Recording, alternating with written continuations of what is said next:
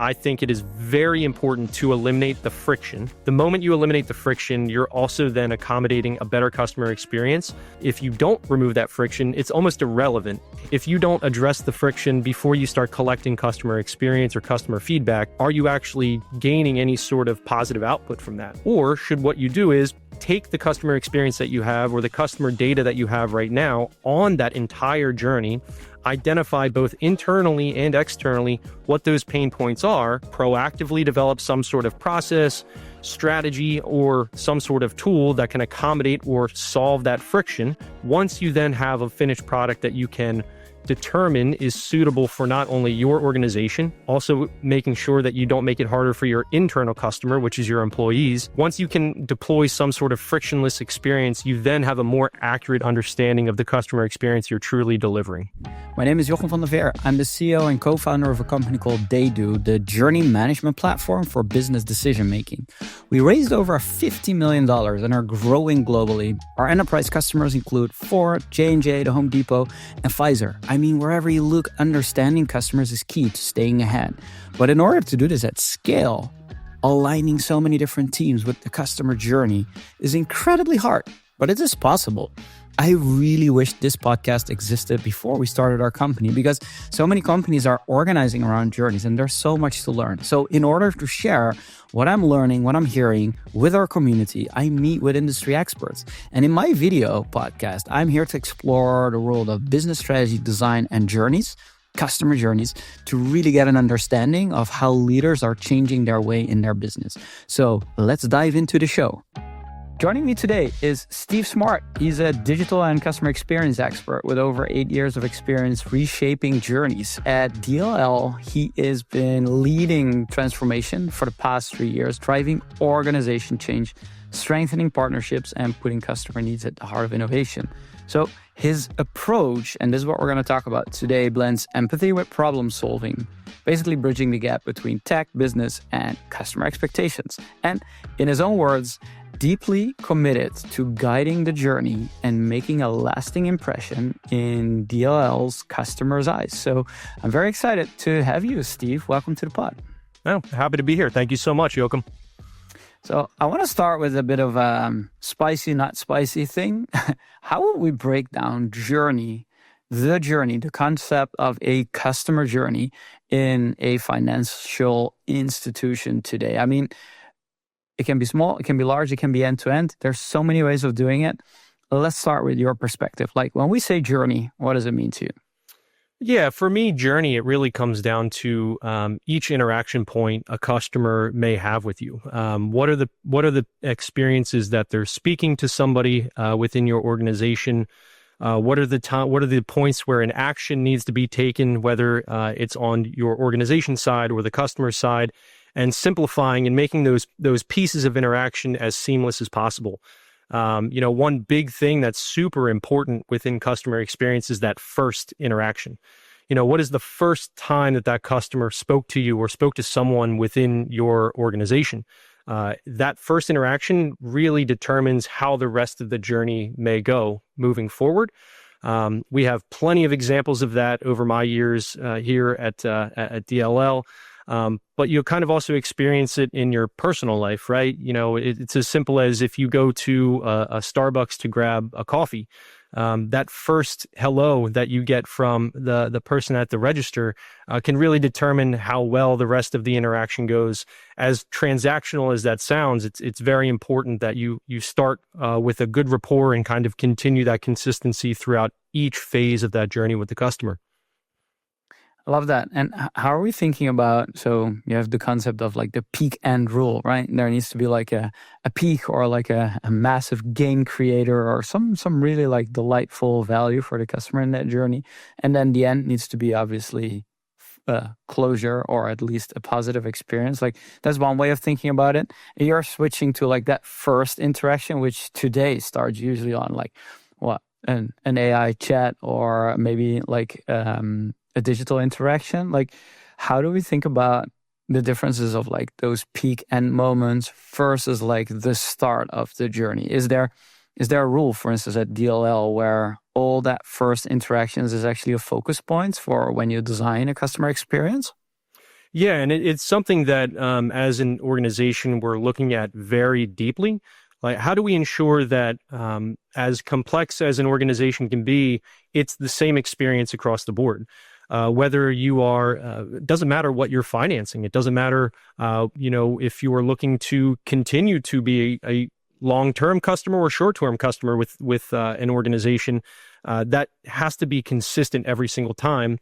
Somebody shouldn't know the difference between doing business with DLL in office equipment. Someone should know the difference of doing business with DLL in construction. It should be one experience. So one key thing that we've done over the years is consistently looking at what are the processes that we have in place, what is the entire tech stack that we have in place, and how consistent and or unique are those experiences in each one of those portals, integrations, whatever it is.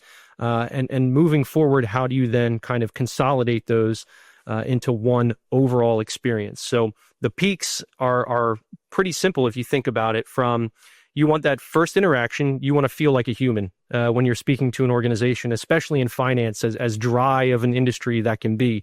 You want that first experience to feel like a very human experience. And then ultimately, what's their goal? Their goal is to have some sort of equipment for their business. And how do you make sure that you get them to their end goal without creating some sort of negative experience or workflow that doesn't work for them?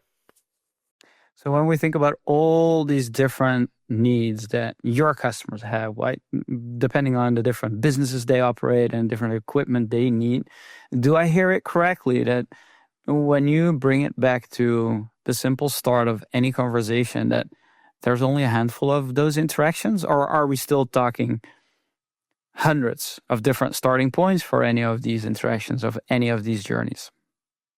You shouldn't have hundreds of different interaction points with your customers. It should be a handful.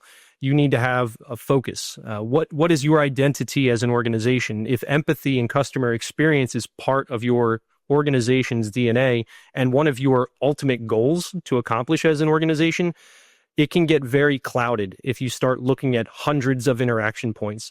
How do we make sure that it's just down to the most minimal amount of interaction points, while also making sure you're not making it difficult to interact with us, but just one common theme? Right. And does it also mean that you're prioritizing removing all the friction in the journey?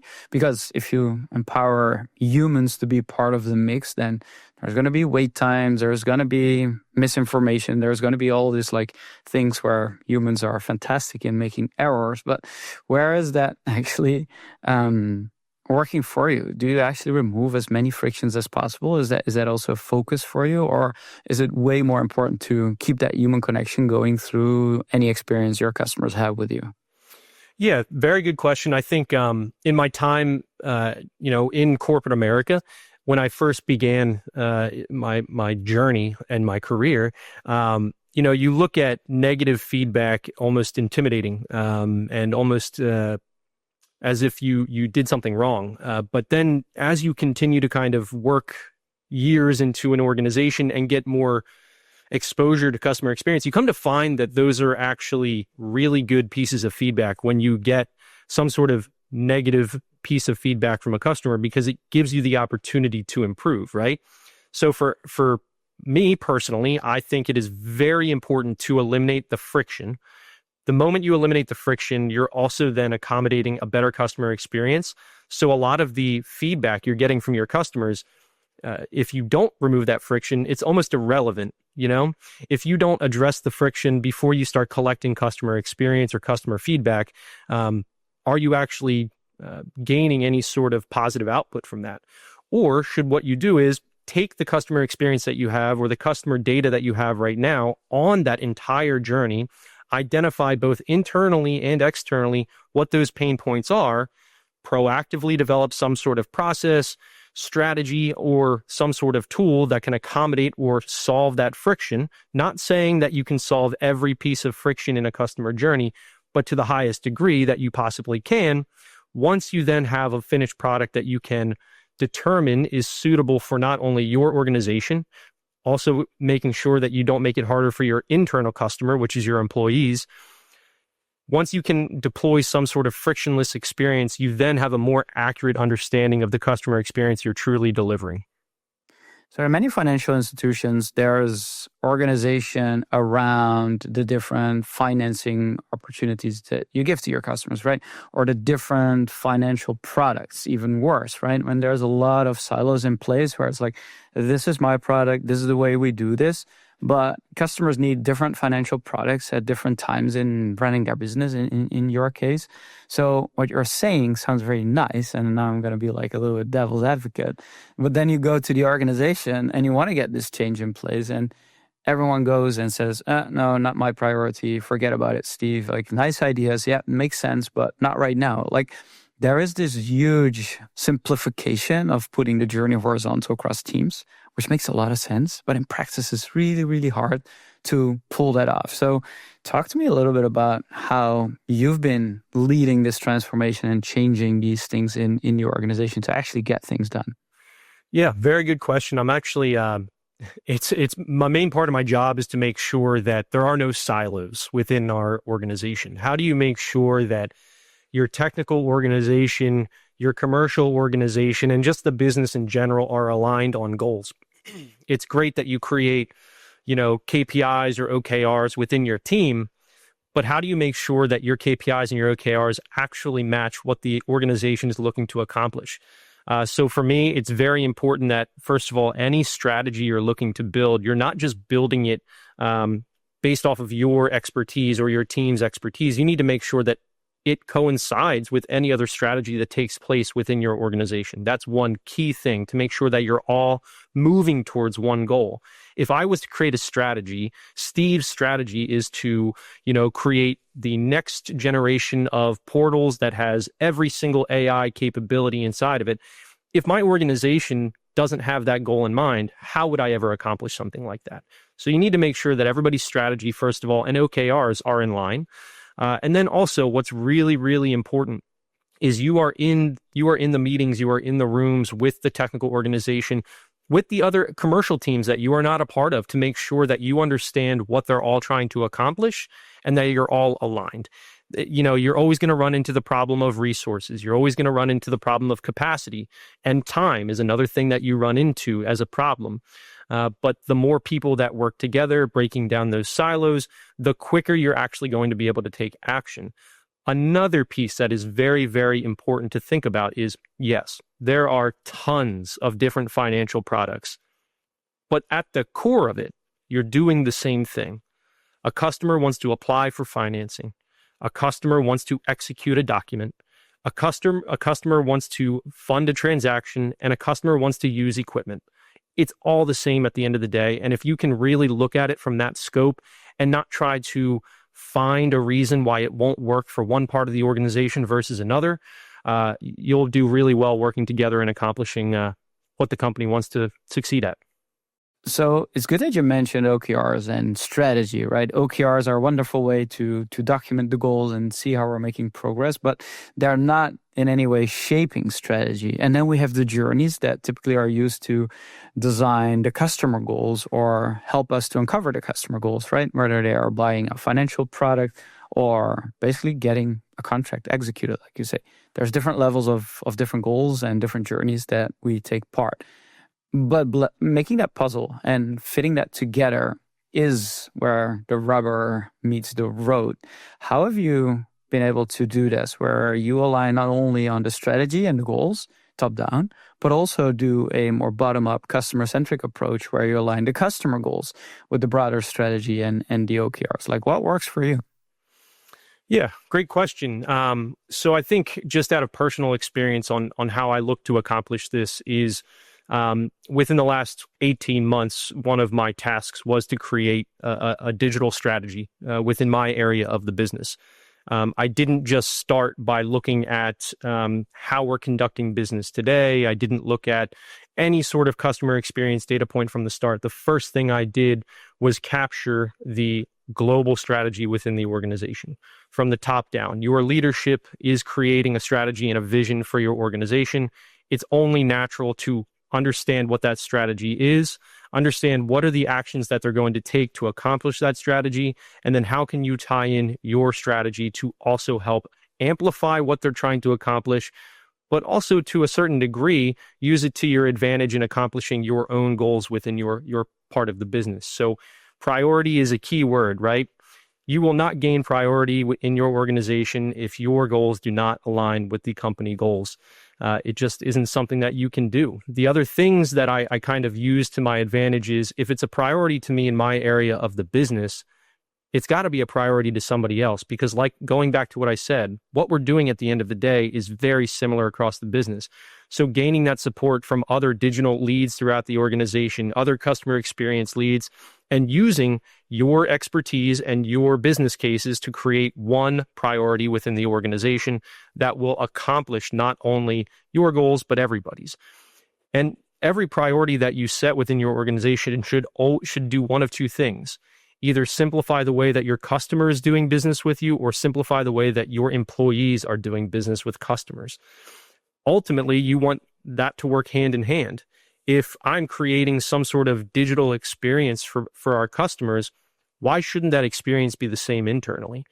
It's kind of that someone gave me the quote, "Eat your own dog food," a little bit ago. And it's kind of that idea of anything that you determine is needed for a customer, any tool, whether it's a portal, whether it's an integration, it should be something that you yourself as an organization are willing to use. And if you're willing to use it and your customer has a better experience, it then creates a more seamless approach with your customer when they're interacting with members in your organization, because you're seeing the same things, you're experiencing the same journey.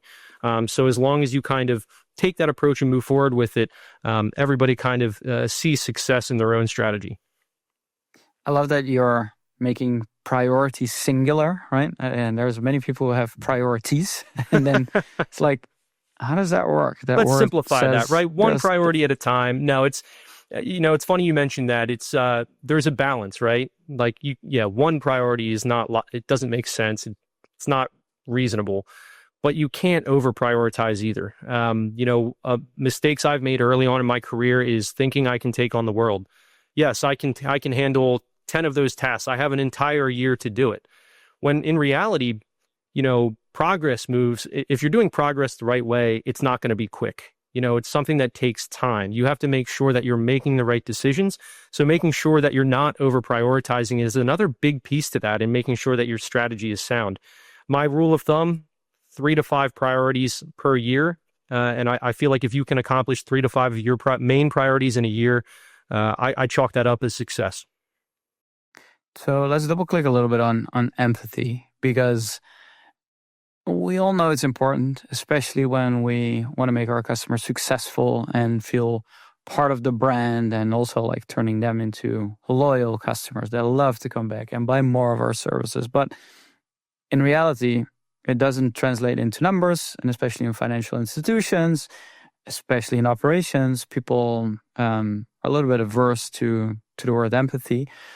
How are we overcoming that? Like, what have you seen to work really well to have people who are typically on the other side of the spectrum deeply start caring about what their customers need and basically giving them what they want? Yeah, times are changing. If I said 10 years ago, what's important about a customer experience in finance, you would say the customer facing piece. Who's talking to the customer? Who's having that personal conversation with them? And that was what we defined as a good customer experience. And also, making sure that, you're funding transactions in time, and you're hitting, your numbers. But it's shifting, right? You have more digital products that you can expose to your customers and your partners. The thing is, your technical organization has to understand that. They have to understand that, any sort of adjustments you make in your IT infrastructure, any sort of data changes, data dumps, system outages, anything that you do that historically didn't really impact the customer, it needs to be understood that that is now at the forefront of the customer experience. If you utilize APIs within your organization, what does that mean?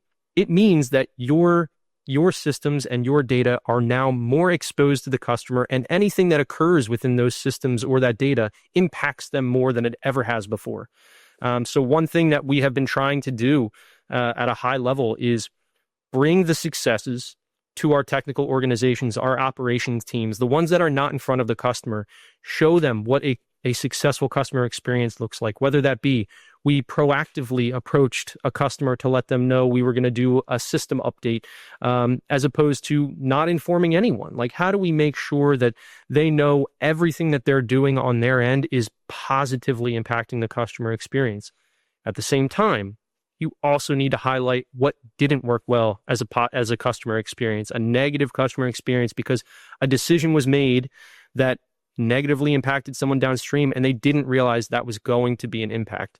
So one thing that Ian Golding, I actually met with him a few years back in Eindhoven for a customer experience masterclass, and the way he illustrates it is like a chain, right? Everybody is a link in the chain of your business, and if one of those links is broken, the entire chain is broken. So really highlighting to your members where the importance of their role is in the customer experience. Celebrate individual members when they exceed a customer experience, and share everything from the top down. What was a great customer experience in the leadership, all the way down to your entry-level positions of how did you positively impact somebody. So I think really just celebrating the customer experience is key. But then also, I think I mentioned earlier, bringing that idea of the customer experience in every stage of your employee's career at that organization, all the way from the minute they apply to the first conversation they have with you, and then into the training. When they come into your organization, don't just train them on the systems, don't just train them on the process. Train them on the fact that they have to use empathy within their role to determine certain decisions that they make day in and day out. How is your team organized? Are you, as like a center of expertise, working across the different businesses, right? As your main job is to remove all the silos, or are you embedded in different work streams or programs designed around the strategies? Like, how does that work in the day-to-day? Yeah, so we have digital as a broad term, right? A lot of people have the word digital in their role these days, and that's my main focus within a segment of our business. So we have different business units within our organization, and each of those business units has a digital lead, a digital and experience lead. And there's about 3 or 4 of those within the organization that have a very commercial focus on digital. What digital tools do you need, or customer experience tools do you need to actually succeed within your business unit? We then also have a digital organization in our more operation format, where they're really looking at the priorities that the commercial team is bringing to them as an organization, and how do you prioritize those based off of who's asking for it, what are the business case, and what's the ultimate impact of it. So what's great in my mind, my opinion about DLL, is we have digital at different levels within the organization, all throughout the organization. We're also very, very keen on the same message throughout the organization, keeping everything transparent. What are our capabilities today? What are we working on? What's in the backlog? So yeah, that's kind of how we've structured as an organization, is having your digital from a commercial standpoint, having it at an operations standpoint, and then your digital technical teams. And all 3 of those groups are responsible for working together and making sure you accomplish that ultimate vision. Should CX, customer experience, be defining priority and the roadmap and the order of the backlog, or should they inform the priorities and let the digital product manager, product owners, I don't know what you have, should they be responsible for deciding what to go first and what to go next? I'm going to give you the answer of everyone should be involved. Every single level, every single part of the organization needs to be involved in that decision making, which we as an organization are doing today. Every part of the business, whether it's your commercial team, sales support team, customer experience, your technical teams, your digital leads, everybody needs to give some sort of feedback on our customer experience today, because you will miss out on pieces of a customer journey if you do not include everyone. You learn that lesson over and over and over again, and it's getting to a point where you finally understand it. You see the impact that every part of the business has, So it shouldn't be up to one group to recommend a certain thing. I think it's truly the entirety of the organization that needs to help drive that decision. But does that mean then in practice you have like one centralized big roadmap with all the initiatives aligned to business and customer value and everyone's chipping in and every week, every month, every quarter you're reprioritizing and there's just one big opportunity repository that you're going after? Is that what it looks like in practice? From a regional perspective, right? It's hard to accomplish something at a global scale. But from a regional perspective, it is the idea of one roadmap. This is where, in the past, if you get into the idea of multiple roadmaps, you are not going to create the same experience at the end of it. You need one roadmap, one vision. That's how you get to that ultimate customer experience that you're looking to give to that partner or customer. That is the shift that we have made as a financial organization. Is one vision, working together and making sure that we can accomplish that together. There's no more looking to create specific experiences or trying to put out, a small fire by putting a little Band-Aid on it. You want to have one vision that's going to accomplish everything that you set out in your strategy. So where does this break down? Is it by size of people? Is it by getting a bit slow because the bigger ticket items always get priority over the others? Or is this you are ahead of the curve and you figured out something that a lot of organizations are striving for, but they kind of still haven't reached? Yeah, I mean, you have to look at it. There's always you got to quantify it at the end of the day. If I was to look at, if you were to present an ask to me and, somebody had a competing ask, if you can show me the quantified impact that priority would have if we were able to accomplish that, that's one key thing. But also, how much is that part of the journey referenced in our customer journey mapping? We keep track of, we have about 6 core pieces in our journey that we see as a typical customer journey. What are the best and worst pieces of that journey? That's one step on determining where that priority needs to lie.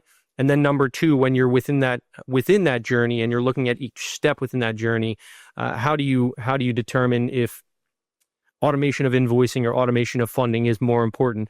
At the end of the day, if you can show me positive numbers that one versus the other is going to create a better impact, not only for you internally, but for your customer, that's how we're really looking at it, is customer and internal impact.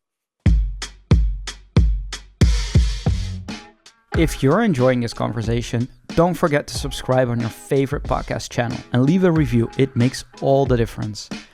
The Experience Edge podcast is where I interview business leaders, CX pioneers, and the best designers who share their insight on creating business impact, having an edge on the customer experience. If you want more exclusive content and behind-the-scenes access, check out the Experience Edge podcast on YouTube and LinkedIn so you don't miss a thing. Now let's get back to the conversation. So how do we quantify empathy then? Quantify empathy. I don't think there's a solid answer for that, to be honest with you. I do think that you just need to look at it from different levels. So you can have empathy for a part of a journey, but you can also have transactional empathy, right? You can have a daily basis with a customer. You could have a conversation on one day with a customer and have a sense of empathy there, where you can quantify how did that individual experience go. You could ask them, you could give them a survey and collect all of that in those transactional experiences. And then you look at it from a larger scale, right? Your annual NPS scores. Can you somehow put in empathetic questions within your NPS and kind of see, are we actually succeeding at putting empathy within our organization? I'm trying to think of a way to quantify that. Kind of struggling on that one, Joachim. I might have to take a pause on that. No, you don't. I mean, this is a question that I also don't have the answer to, right? So I don't think I am with you there. There is no answer, but there's always takes on trying to figure this out, right? It's really easy to quantify behavioral data of people clicking through a digital journey and extrapolating that into the future and saying like, if we spend a little bit more, then, at the bottom of the funnel, we'll probably get some more out of that. Like that's the easy part of quantifying customer experience.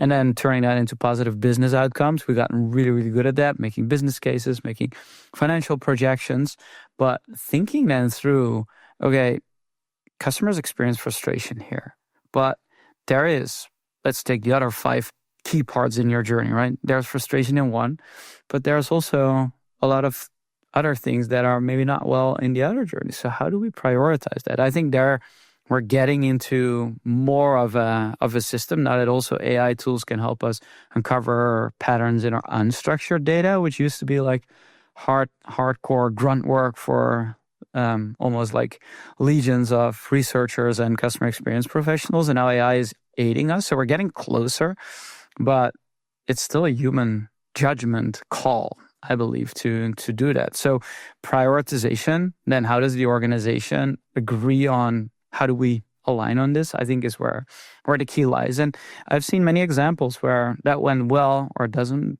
go as well, because then the balance is off, where we have too much of the business or too much of the customer piece. So I think the answer is not as easy to give. So please don't pause on that. But it was great to at least get a sense of you understanding that piece where other organizations are struggling with that. So the role of emotional intelligence basically is where I get I'm getting at.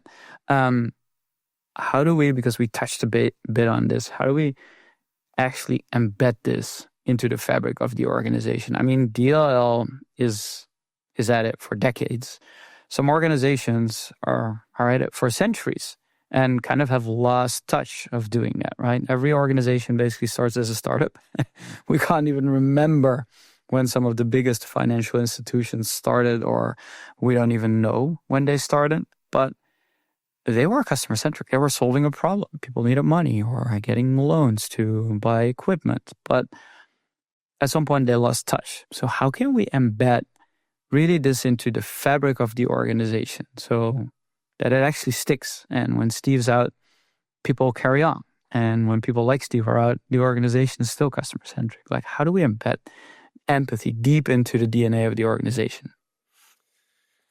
Yeah, I think you touched on it, right? Yeah, the balance, because your organization's always going to have milestones, goals that you need to achieve. And there's benefit to that, right? If you do succeed at a financial goal as an organization, it allows you to grow. It allows you to explore things like customer experience, things like AI. It gives you those resources to do so.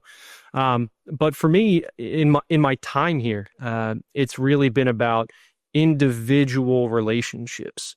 The amount of times that I've heard that somebody's been here for 20 years and they've had the same partner for 20 years, and they go to, their son's graduation because they're so close and have that more personal relationship, not just sticking to business conversation. I sat down with a coworker the other day, and I came up and I immediately started talking about something in our business. And he stopped me and he said, "Hey, what are you doing for the Eagles game this Sunday?" Stopped the business conversation right off the bat. And we had a few-minute conversation, and he said, "Now that we're done, we got to have a personal conversation. Let's get to business." And I think that's really where it comes down to. It's from the top down. If your leadership truly believes that the empathy of customer experience is key in your organization, it will grow and foster in your organization. If it's from the bottom up, it's that much more difficult. It's one thing to have, an individual customer service rep know what empathy is and have the feeling of empathy.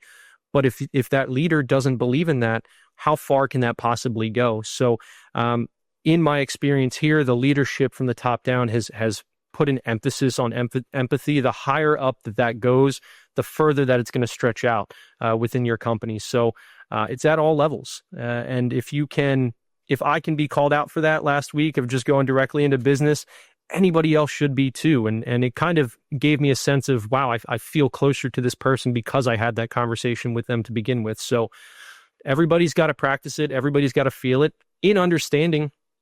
Empathy doesn't mean the same thing to everybody, right? Especially when you're a global company and different cultures and different regions that have, different ways of interacting. That can be difficult. And that's what can make it hard to embed empathy within your organization. But just keeping it at the forefront of what you do, making sure that you bring up the customer experience as much as possible. A practice that we did years ago was putting a red chair in a meeting room so that when you were sitting there trying to make business decisions, that red chair represented your customer. And if you look back at that customer, the decision you're making, is it going to be beneficial to them? And if you can truly look at yourself and say, yes, it will, I think you're making the right decisions in building that empathy throughout your organization. What are some of the other examples that you're doing to actually pull this off? Do I have to imagine there's literally empathy training, or because you mentioned, right, you want to bring that into every employee that starts working with you to really get a sense of that. But what are some of the other examples, like the red chair, that you've put in practice that help or remind people that this is a key part of the culture at DLL? We have awards for it. We have annual awards for customer champions, is what we call them, and making sure that people are celebrated for going above and beyond for that customer.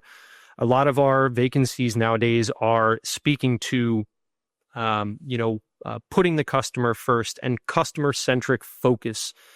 So we're really addressing it as early as possible and celebrating it as often as possible.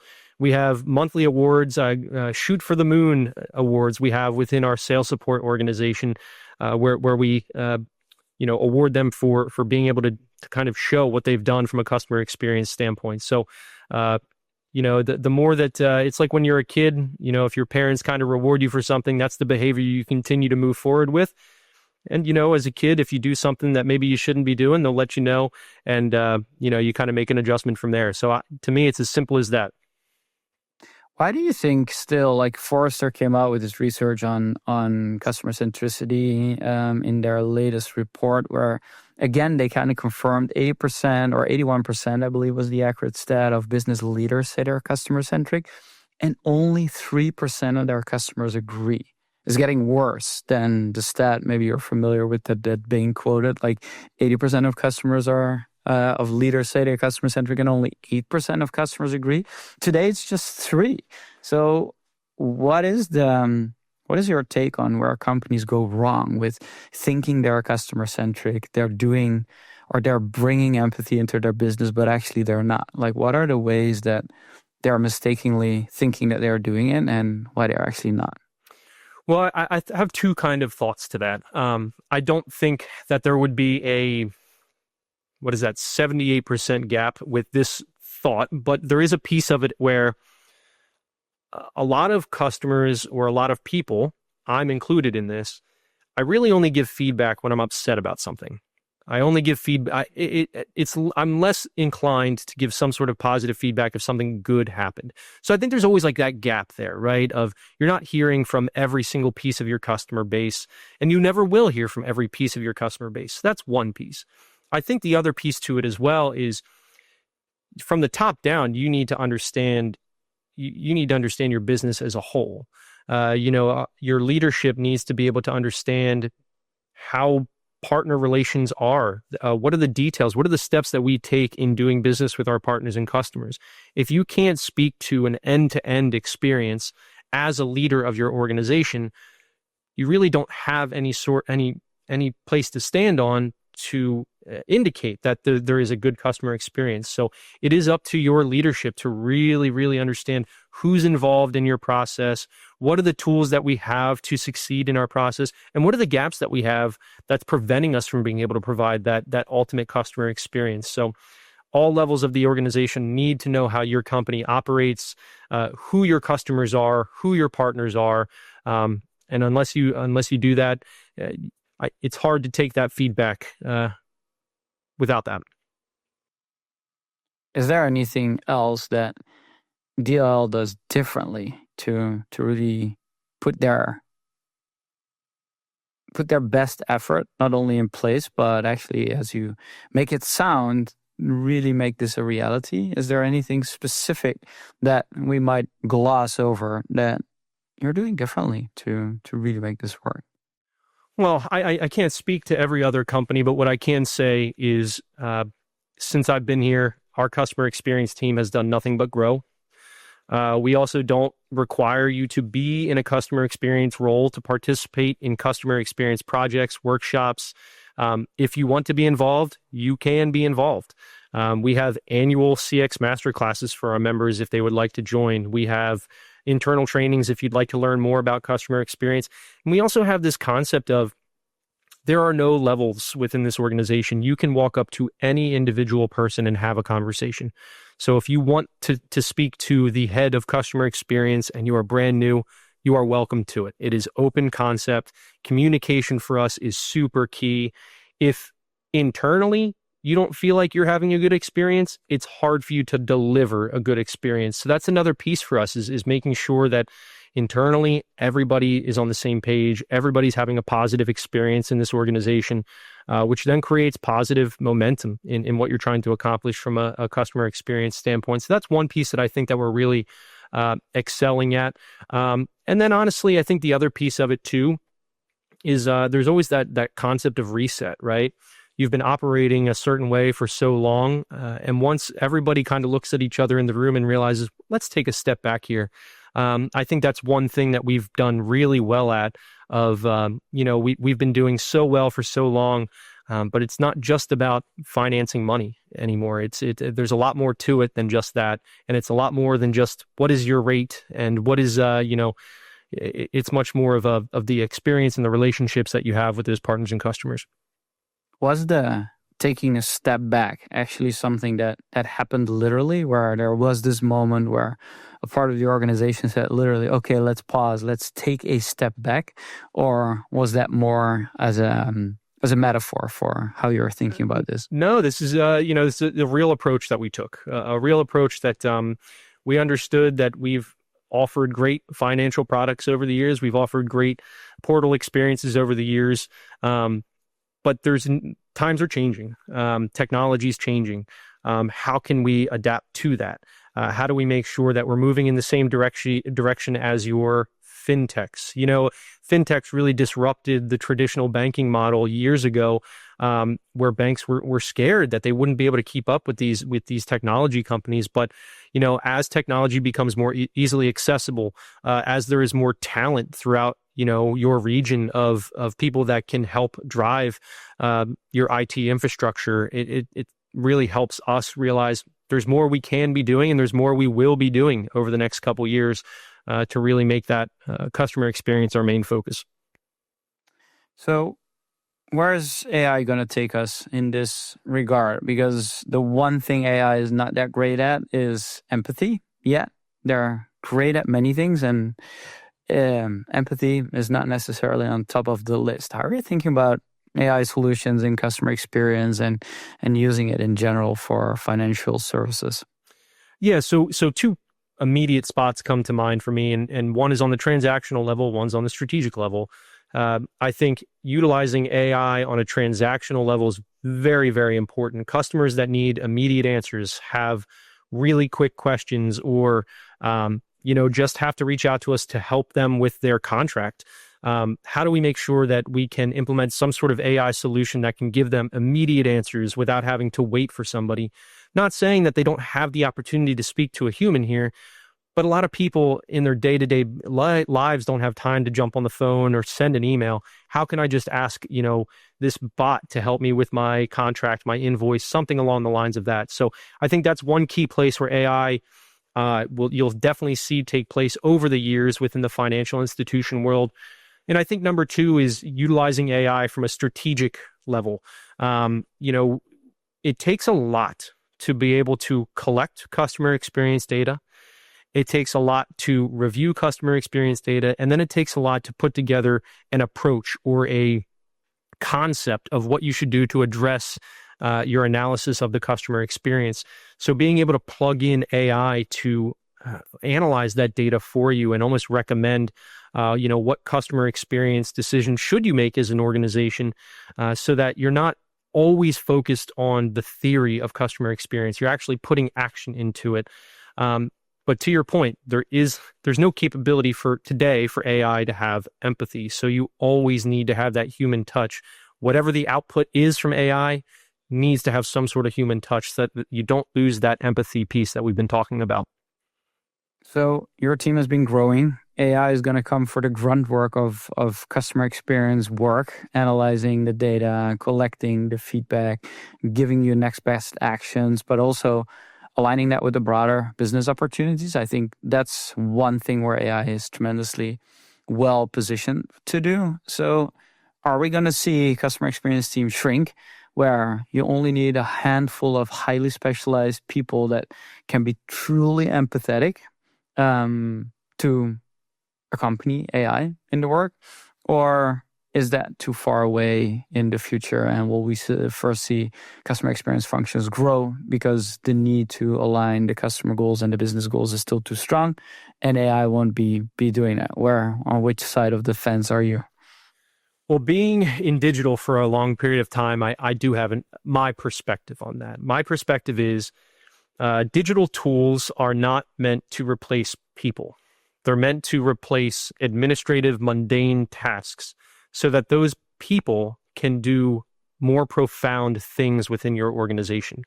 You don't want to have someone sitting there day in and day out reviewing data when they could really be putting a strategic approach in place if AI is able to help them analyze that data. I think we're a ways away. I mentioned earlier that, you need to make sure that your data is clean before you implement any sort of AI.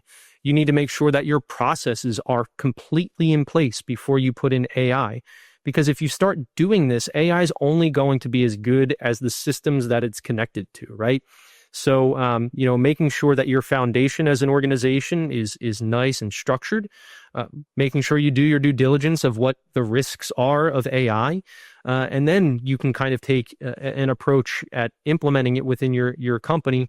I think we're a few years away from doing something like that. It takes some time to make everybody comfortable with it. But no, I do not think any sort of digital tool is meant to take the human touch away. I just think it gives people the ability to focus on more profound, more important things that will benefit the organization in a more successful way. How should we think about setting our data up in a clean way, especially in customer experience when data collection can be so messy, right? If we collect surveys, that's okay, but all the call interactions we have with our customers, like your operations team handing out different financial products and all the interactions they have, there's so much data that is now accessible to us to analyze. Like, how do you think about clean data as a concept that you mentioned? Well, I think you need to understand the definition of your data first. I think something that you run into as a problem is you collect data, but you don't always necessarily know what it means, or at what interaction point did you collect this data? How long should you keep it? So I think you need to make sure that you have sound data governance, true definition of your data so that everybody's on the same page. What is the logic in the system that actually creates that data? What are the formulas in place? Why did we choose that? And how can we and make sure that you can actually speak to the data itself? I think that is super key. I think another piece of it too is I'm a huge fan of APIs. And the reason I'm a huge fan of APIs is because without APIs, you have multiple points of data entry. If I'm doing business with a partner who creates a contract record in their environment, and then they send it over to me in an email, I then have to re-enter that information that they just entered. But with APIs and how fast API approach is kind of becoming popular, especially within the financial industry, you're able to connect your partners or your customers' systems into your own systems so that you have data synchronization. You're not running the risk of manual data entry errors that can happen on multiple levels throughout the entire journey. So I think APIs, as they continue to grow, your data gets cleaner, which then gets you one step closer to AI. Don't you think we should take a bigger leap where agents can all do this work for us and we don't need to build any interfacing elements to it. It's all about API access and getting your AI to work through the systems without any interface necessary. Isn't that the future that we are seeing to unfold in the next year or two? That would be the future I'd like to see. Maybe I'd have a little bit more time at home with my family if AI takes over, a lot of the tasks that we do day in and day out. But yeah, I mean, for me to tell you what the future will be, my opinion is at some point it's going to get to a point where you don't need humans in the entire journey of processing financial transactions. You will need humans to make sure that the way the business is operating is in regulation, is still providing that positive customer experience. You're doing things the right way, auditing, things like that. You still need the human touch to make sure that the way you're operating is successful. But I think when you start thinking of the journey of every piece that we're talking about, whether it be quote, apply, enroll, fund, all of those can get to a point where you don't need human touch, but humans will be there to help intervene when needed. How long can we keep a piece of data? As you said, data governance is important. The life cycle of, let's say, some feedback you collect from your customer has a life cycle. At some point, it's irrelevant. Is there a clear answer to how we should be thinking about it? Do you have a framework for thinking that through? Well, your privacy world's consistently growing. Your risk world is consistently growing. Compliance is consistently growing. So you always got to make sure you're following the standard regulations, right? So there's only a certain amount of time you can hold certain information. There's only certain systems you can hold information. So you got to follow those regulations. But at the end of the day, you also have to take a look at your inventory. Are you unnecessarily storing data, and who should be part of defining whether or not you're holding unnecessary data? We have, operational excellence teams. We have lean experts that help us define that, and documenting what those policies are is something that we've done over the years to make sure that we're not over capacity with the data that we have.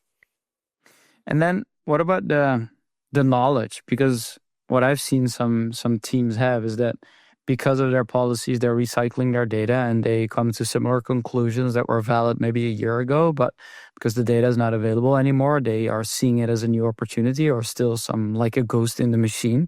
Like how should we avoid that? Because some deeply rooted customer experience problems stemming from frustration that is unresolved can continue to be a problem if we don't address it. But if we ignore the data and that is supporting that evidence, well, then we're back to square one. So how do we strike the balance there? Well, first, to take a step back there, I don't support consuming large amounts of customer experience data if you are not prepared to take action on it. There's no point in asking a customer how we're doing if you don't plan on doing anything about it. So that's one piece there where you try to avoid that, right? You consume some sort of data of an experience. You either determine whether or not you can take action on that or not. If you can't let that sit around for a year. There's something that you need to be doing. Somebody expects some sort of response to their feedback in a timely fashion. Even if that answer is, we're working on it, it's got to be something. You have to get back to your customer if they're providing some sort of feedback to you. So you hope that there's not something that's gone a year later and you weren't able to address it. So that's one piece to it. And I think the other piece is that, I mentioned earlier, you have to have not just a customer experience team in your organization. That team will never be large enough to tackle all of the things that you need to tackle as an organization. You need to have, subject matter experts across the organization that can speak to the customer experience, give you updates on a regular basis. One thing that I've done in my position is put together a community across the North American region where we meet on a quarterly basis and we bring back all of the things that our commercial teams, sales support teams, all areas of the business, what have they been experiencing the last quarter? And I give them the opportunity to submit feedback before we meet again, and then we can speak to that the next time that we meet. So the more people you get involved, the less you run that risk of losing data before you can do something about it. I love that. I want to switch gears to a fun little brain cracker. I'm going to ask you about your first, last, worst, and best journey in your life. Maybe as a consumer, you can think about it in different ways. So, are you ready? I'm going to do my best here, Joachim. All right. What's the first one that comes to mind? The first journey. First customer experience that comes to mind was probably when I was a kid, to be honest with you. Oddly enough, I was 8 years old when my mom took me to Disney World for the first time in Orlando, Florida. And the reason it still sits with me is I actually felt like that entire week that every character and every person at Disney World was there for me. People would come up to me, characters would come up to me and spend time with me individually. And I couldn't possibly think that they could do this for everybody at the park. So I think that was probably the first time I really realized, at the time I didn't know what customer experience was, but, it helped me realize the standard of what customer experience should be. You make me very excited. I'm going to take my kids to Disneyland in a few months from now as part of the grandma's birthday. So that will be the first time they're going to go there. So that's fantastic. My wish is that it's going to be the same. All right. So what about the worst journey in your life?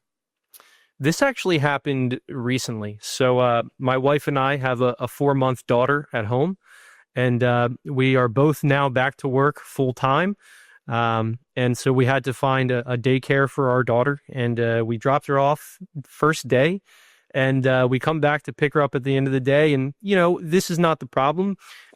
She was bitten by another child at daycare, which, as a new parent, you're like, oh, what do we do? Is she okay? But I think where the experience really fell apart there was when we spoke to the director of the daycare. There was no empathy at all. In understanding, there's things that happen with kids. Everybody understands that. But my wife was really disappointed in how we were spoken to. There was no apologetic, conversation. It was very, things are the way they are. It happens. We try our best kind of experience. So that's been inside. I've been feeling that the last couple of weeks. That was the first thing that came to mind. Right. So let's forget about that one and go to the best one ever in your best experience best journey ever. Remember, I would have to say one of the best experiences I ever had was I spent about 4 years in Las Vegas working for DLO. Actually, we had an office out there, and I took a tour of the Allegiant Stadium, which was the brand new stadium for the Las Vegas Raiders, and I had gotten my tickets a few days before. I showed up. I wasn't able to get my phone to pull up these tickets at all. I went to the front desk. I spoke to them. I said, I swear I bought these tickets. I can't find my confirmation, my receipt anywhere. And believe it or not, they were able to just provide me new tickets that I didn't have to repurchase. They were not in my name, but they did understand the fact that I had brought my wife and my friend to this experience and that we were really looking forward to it. So they gave us complimentary tickets, regardless of if I paid for them beforehand. And they actually invited us to the VIP bar area after the tour, as well as a hope you had a great time. So that's been living in my memory for a number of years now. Oh, that's fantastic. That's not something you hear every day, right? There's more distrust than like these kind of services out there today. Absolutely. But I mean, it really does come down to the fact that I did show up, apologetic, disappointed, and it just was I think we were just having a very genuine conversation, and there was a sense of understanding in kind of what went wrong there. So very grateful for that individual that day. Yeah, human beings can sense other human beings still, so that's a good thing. What is the last journey that comes to mind, or maybe you're still in it, part of it, making it? What is the last journey? So it's pretty cold here in the Philadelphia area right now, and I just recently got a new HVAC system, heating and air system for my home, and within the first month, it actually shut down on a 10-degree day. And as I mentioned, a new young one at home. So, I called up this company that did the install. They let me know at first that they weren't actually going to be able to come out for 2 days. They were a little bit too backed up with some requests because of the temperatures. The minute that I let them know that I had a newborn in the home, They put me on hold, came back about a minute and a half later, and told me they moved some appointments from that day to the following day so that they could be there day of to get the heat working for my daughter so she was nice and warm at night. So that was the most recent one I had. It was as of last week. The heat is working. We're about to get 4 to 5 inches of snow tonight. So let's hope that keeps going. I love that. It's always great to ask customer experience experts about journeys because the examples are so lively and so good. As the last one for today, if you had a magic wand to change anything about customer experience, anything you want, what would you make go away or completely change? If I had a magic wand, would, we talked about the balance of business goals and empathy. If there was a way to empathy worked hand in hand with your business goals, that would be my ultimate dream, my ultimate goal. Like I said, I met with Ian Golding for the CX Masterclass, and it was a week-long class. And I had so much energy at the end of that with just empathy just coming out of my body. But then you do get back to your day job and realize that you can't implement empathy in every single thing that you do. So if I could get rid of that, that'd be my number one thing. Let's go for it. Steve, this was fantastic. If people want to find out more about you or the work that you do or hear more about the work that you do at DLL, what's the best place where people can find you? Yeah, you can find me on LinkedIn. I have my profile updated there, no problem. I think my email's in there as well, so feel free to reach out, message me on LinkedIn. I always like talking about customer experience, digital innovation, or even if it's just the idea of getting connected, I'm absolutely all for it. Thank you so much for joining me today, Steve. Thank you, Joachim.